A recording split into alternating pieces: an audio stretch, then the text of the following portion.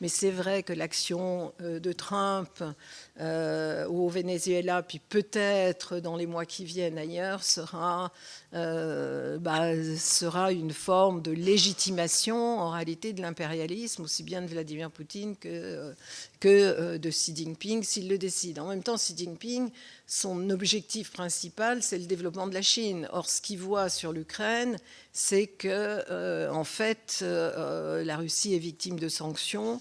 Elle a une économie qui était moins ouverte sur l'extérieur, à part les hydrocarbures, alors que la Chine a absolument besoin de continuer à exporter, même si elle professe aujourd'hui une économie davantage tirée par la consommation, mais ce qui ne fonctionne pas, pour des raisons assez simples. Pour ne pas être trop long, je vais passer effectivement à l'Europe, puis je répondrai à vos questions.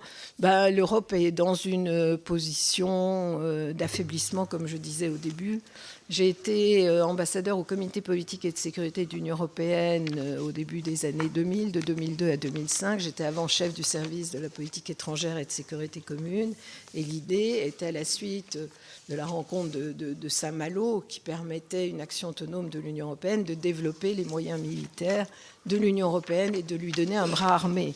Et je rappelle, pour ceux qui ont peut-être oublié ou n'ont pas su, 1999 à Helsinki, on a adopté un objectif global qu'on a appelé le Headline Goal. C'était la possibilité pour les Européens de déployer 60 000 hommes pendant un an, avec les remplacements nécessaires. Et aujourd'hui, on voit qu'on n'en est pas capable.